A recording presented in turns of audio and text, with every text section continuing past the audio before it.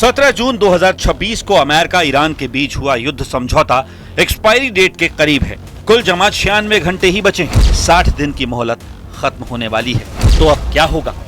Iran क्या शांत रह पाएगा? क्या ट्रंप ईरान की शर्तें सह पाएंगे?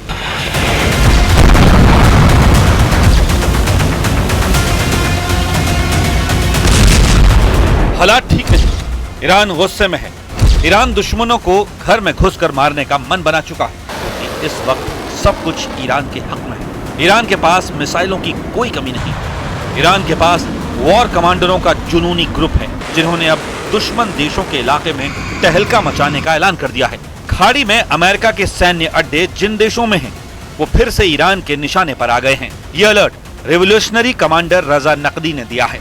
ब्रिगेडियर जनरल रजा इतने खूंखार हैं कि अमेरिका ने उन पर 2011 से बैन लगा रखा है। ऐसे कमांडर की वार्निंग को ट्रंप हल्के में नहीं लेने वाले। زمین‌های دشمن بکشیم و دور از سرزمین خودمون بتونیم عملیات انجام بدیم. اینا ویژگی‌های دکترین تهاجمیه که باید احراز بشه. یعنی الان سپاه مکلف شده که این آمادگی رو کسب کنه. بعد این توانمندی رو تو خودش ایجاد کنه که بتونه این کار رو باید در موقع مقتضی ईरान की इस धमकी से ट्रंप और नेतन्याहू को जो याद आ रहा है वो ये दृश्य है। ईरान के डिमोना पर अटैक, हाइफा में जलती हुई रिफाइनरी और मारा गया अमेरिका का सबसे कामयाब फाइटर जेट। ईरान ने युद्ध के भयानक राउंड में इस तरह सुपर पावर को झकझोर कर रख दिया था। ये तीनों तस्वीरें आज भी बता रही हैं कि ईरान के तेवर खूंखार हैं। ईरान ट्रंप के खिलाफ कुछ ऐसा करने जा रहा है जिसके बाद या तो ये जंग खत्म हो जाएगी या फिर शुरू हो जाएगा विश्व युद्ध।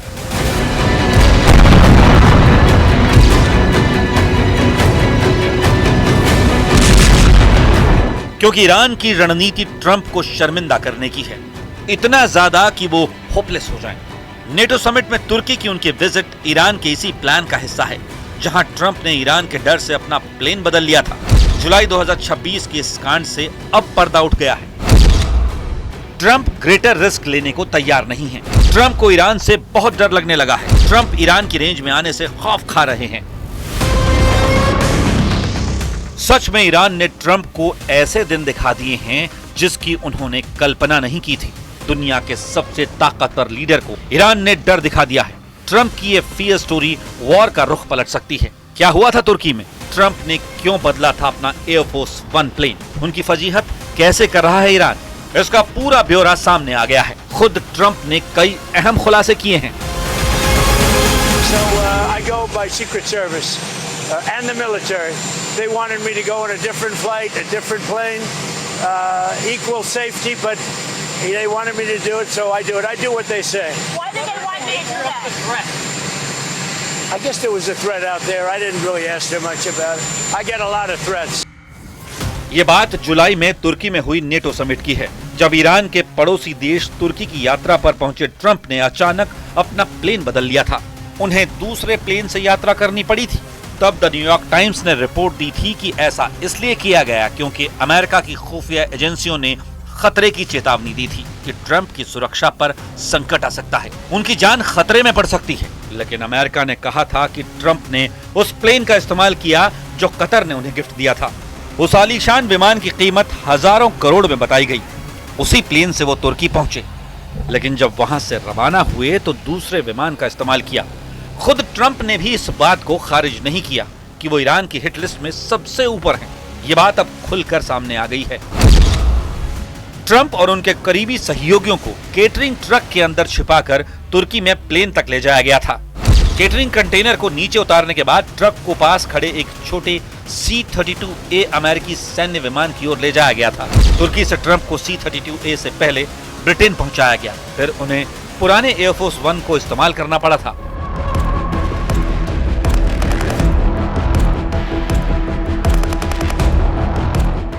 ईरान के डर से सीक्रेट सर्विस ने ट्रंप का प्लेन चेंज कर दिया था, लेकिन ट्रंप कह रहे हैं कि उन्होंने इस बारे में कोई पूछताछ नहीं की। मगर ट्रंप की फियर स्टोरी से ईरान को बूस्टर डोज मिल गया है। ईरान ने इराक के इरबिल में 4 ड्रोन धमाकों और मिसाइल हमलों से अपना पावरफुल हमले का एहसास कराना शुरू कर दिया है। ये धमाके कुर्द लड़ाकों के इलाके में हुए हैं। निशाने पर इराकी कुर्दिस्तान में एक्टिव ईरान के दुश्मन लड़ाका ग्रुप हैं। हमलों के पैटर्न से साफ है कि रेवोल्यूशनरी फोर्स ने ड्रोन से तहलका मचाया है। अलाना घाटी में किए गए इन हमलों में Kurdistan democratic party of Iran और कोमाला पार्टी के लड़ाकों को निशाना बनाए जाने की बात कही गई है। रिपोर्ट के मुताबिक भयानक हमले के बावजूद किसी लड़ाके की मौत नहीं हुई है। इधर इजराइल भी आउट ऑफ कंट्रोल हो गया है। अल जजीरा की रिपोर्ट बता रही है कि इजराइल ने फुल स्केल वॉर शुरू कर दी है। दो फ्रंट पर इजराइल ने भयानक हमले करने शुरू कर दिए हैं। इजराइल ने खाड़ी युद्ध का एपिसेंटर बदल दिया है। गजा और लेबनान पर नॉन स्टॉप बमबारी हो रही है। धमाके ऐसे जिनकी गूंज 1500 किलोमीटर दूर ईरान की राजधानी तेहरान तक महसूस की जा रही है।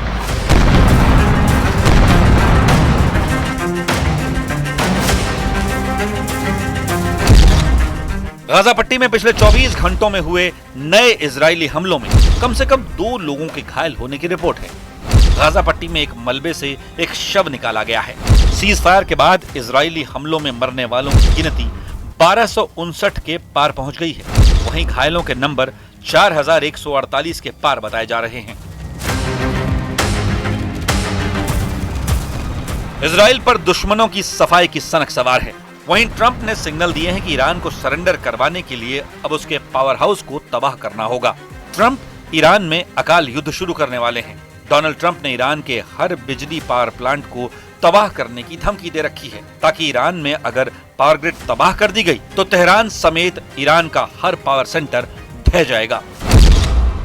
ईरान का पावर ग्रिड उड़ाकर ईरान का पावर सेंटर पूरी तरह खत्म करना चाहते हैं डोनाल्ड ट्रंप। 9 करोड़ की आबादी वाले ईरान में 90,000 मेगावाट बिजली पैदा होती है। इसमें 90% बिजली थर्मल प्लांट पैदा करते हैं। अमेरिका के टारगेट पर है दमावंद पावर प्लांट। तेहरान के करीब इस पावर प्लांट में 3000 मेगावाट बिजली पैदा होती है। अमेरिका के टारगेट पर है ईरान का शाहिद सलीमी पावर प्लांट। ये कैस्पियन सागर के किनारे मजंदरान शहर में है और यहाँ 2200 मेगावाट बिजली पैदा होती है। अगर अमेरिका ऐसे और बिजली ठिकानों को टारगेट करता है तो युद्ध रुकेगा नहीं बल्कि और तेज होगा, और इसके लिए ईरान ने पलटवार वाली वार्निंग भी जारी की थी। ईरान ने कहा था कि पूरे पश्चिम एशिया में अमेरिका और उससे जुड़े देशों के ऊर्जा केंद्रों और डिसैलिनेशन प्लांट यानी खारे पानी को पीने लायक बनाने वाले वाटर ट्रीटमेंट प्लांट पर वो हमला करेगा। यानी अमेरिका अगर ईरान के बिजली ठिकानों पर वार करेगा तो ईरान का पलटवार इजराइल और खाड़ी देशों के बिजली ठिकानों और पानी साफ करने वाले वाटर ट्रीटमेंट प्लांट पर होगा। अपनी मिसाइल पार दिखाकर ईरान बता चुका है कि उसके पास ये ताकत है। इसका एहसास ट्रंप को भी है और नेतन्याहू को भी है। ईरान के मिलिट्री लीडर कह रहे हैं कि अब इजराइल और अमेरिका को लेकर पहले से तय रणनीति को लागू करने का वक्त आ गया है, और जब इजराइल अपने डिमोना जैसे परमाणु सेंटर वाले शहर को नहीं बचा पाया तो वो बाकी जगहों को कैसे बचा पाएगा। ईरान की नई वॉर टीम इसी प्लान को एक्टिव कर चुकी है, जिसमें ब्रिगेडियर जनरल रजा नकदी का रोल सबसे अहम है। वैसे भी कमांडर नकदी का ट्रैक रिकॉर्ड शानदार है। वो साल 1981 से रेवोल्यूशनरी फोर्स का हिस्सा है। 1990 में रजा नकदी ईरान की इंटेलिजेंस और काउंटर इंटेलिजेंस की लीडरशिप को लीड कर चुके थे। 1999 के छात्र आंदोलन के दौरान रजा नकदी का नाम कुख्यात हुआ था। फिर उन्हें 2009 से 2016 तक बसीज रेजिस्टेंस फोर्स का कमांडर बनाया गया। इसके बाद कमांडर नकदी IRGC के डिप्टी कोऑर्डिनेटर बने। ये पोस्ट IRGC की जमीनी सेना, नौसेना, एरोस्पेस फोर्स और बसीज के बीच तालमेल बनाने वाली होती है।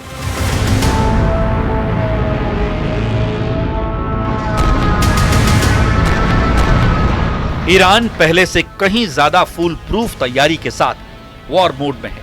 ईरान के नए सिक्योरिटी बॉस ने ट्रंप को हॉर्मुज में मात देने का दावा किया है, जबकि ट्रंप कह रहे हैं कि हॉर्मुज स्ट्रेट पर उनका फुल कंट्रोल है। लेकिन तेल रूट पर सप्लाई के आंकड़े कहानी ईरान के हक में बता रहे हैं। इंटरनेशनल एनर्जी एजेंसी ने चेतावनी दी है कि दुनिया भर में तेल की सप्लाई हर दिन 43 लाख बैरल कम हो चुकी है। IEA के अनुमान के मुताबिक इस साल दुनिया भर में तेल की सप्लाई हर दिन 4% कम हुई है। IEA की जुलाई 2026 की रिपोर्ट में 37 लाख बैरल तेल सप्लाई की कमी बताई गई थी।